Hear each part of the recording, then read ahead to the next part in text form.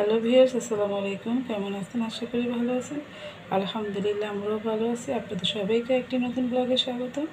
এখানে কলিজা আর গুর্দা মিক্সড ভালোভাবে কেটে ধুয়ে আমি একটু ভাপ দিয়ে নিয়েছি যাতে রক্তটা না থাকে। এখন আমি এটাকে আলু দিয়ে কষা কষা রান্না করব। একটি হাঁড়িতে তেল গরম করে তার মধ্যে আমি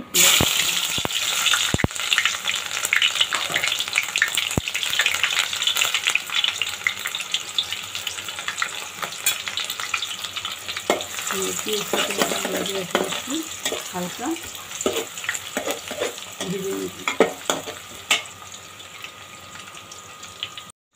পেঁয়াজটা বাদামি কালার হওয়ার পর এখানে 5 টুকরা দারচিনি, 5টা এলাচ, 5টা লবঙ্গ, 5টা গোলমরিচ দিয়ে হালকা একটু ভেজে নিয়েছি।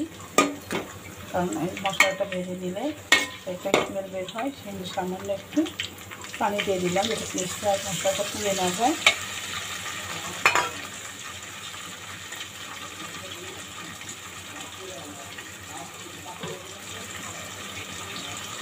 এখন পরিমাণ একটু আদা রসুন বাটা দিয়ে দিলাম।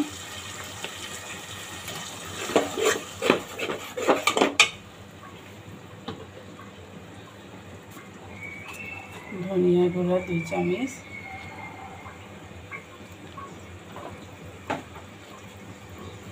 হলুদের গুঁড়া 2 চামচ, একটু নিয়ে নিলাম।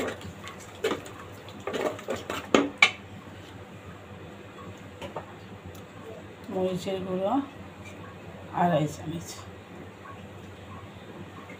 যদি একটু ঝাল ঝাল হয়, একটু ঝাল ঝাল না হলে ভালো লাগে না। জিরা ফাঁকি 1 চা চামচ,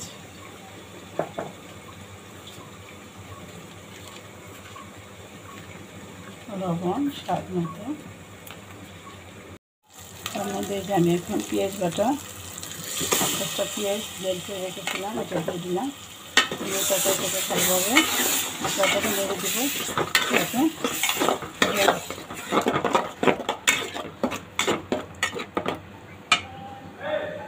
মশলাটা ভালোভাবে কষানো হয়ে গেছে।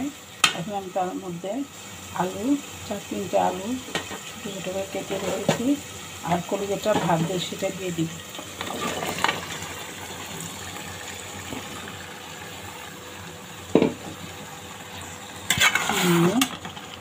ভালোভাবে নেড়ে দিই।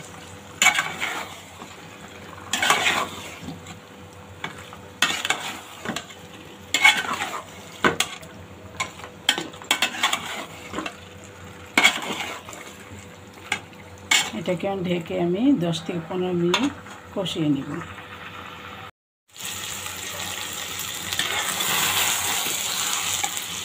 আর তারপর আমি এইভাবে নেড়ে দিয়েছি যাতে মেশিনে না লেগেছে।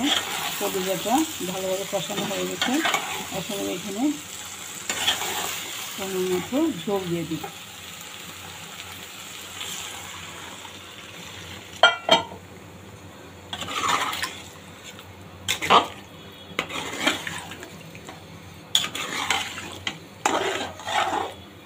ভালোভাবে নেড়ে দিলাম।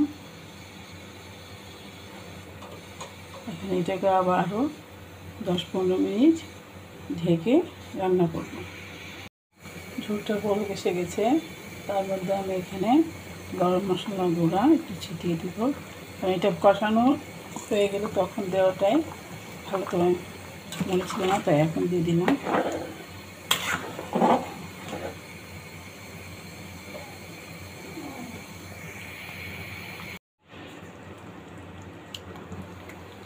কলিজা গুর্দা মিক্সড আলু দিয়ে রান্না করলাম। যারা আমার ইউটিউব চ্যানেল দেখছেন, আমার রান্নাটা কেমন হলো কমেন্ট করে জানাবেন, একটি লাইক দিবেন আর চ্যানেলটিকে সাবস্ক্রাইব করে দেবেন। যারা আমার পেজে দেখছে পেজটাকে ফলো করে দিবেন, লাইক দিবেন, কমেন্ট করে জানাবেন কেমন হলো রান্নাটা। ভালো থাকবেন, সুস্থ থাকবেন। আল্লাহ হাফেজ।